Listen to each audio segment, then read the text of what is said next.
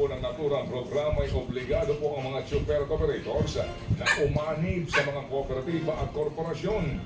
Hindi na raw ho papayagang bumiyahe pa ang mga nabigong makiisa bago ang itinakdang deadline sa December 31.